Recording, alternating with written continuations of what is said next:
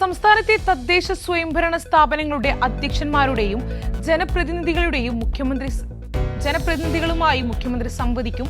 അതിദാരിദ്ര്യ നിർമ്മാർജ്ജനം, മാലിന്യമുക്ത നവകേരളം, palliative care എന്നിവയുമായി ബന്ധപ്പെട്ടാണ് യോഗം. നാളെ ഉച്ചയ്ക്ക് തിരുവനന്തപുരത്ത് നടക്കുന്ന സംവാദത്തിൽ മന്ത്രിമാരും ഭാഗമാകും.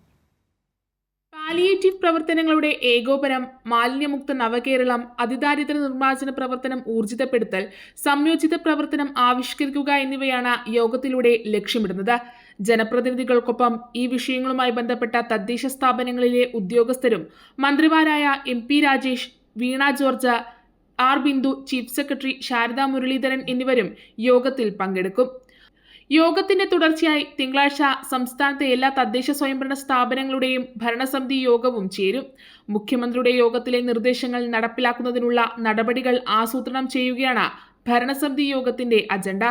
യോഗത്തിൽ ചർച്ച ചെയ്യുന്ന വിഷയങ്ങളുമായി ബന്ധപ്പെട്ട ജില്ലാ, സംസ്ഥാന ഉദ്യോഗസ്ഥരും അതാത് ഓഫീസുകളിൽ നിന്ന് പങ്കാളികളാകും. ജനപ്രതിനിധികളുടെ യോഗത്തിന്റെ തുടർച്ചയായി സർവകക്ഷി യോഗവും നടക്കും.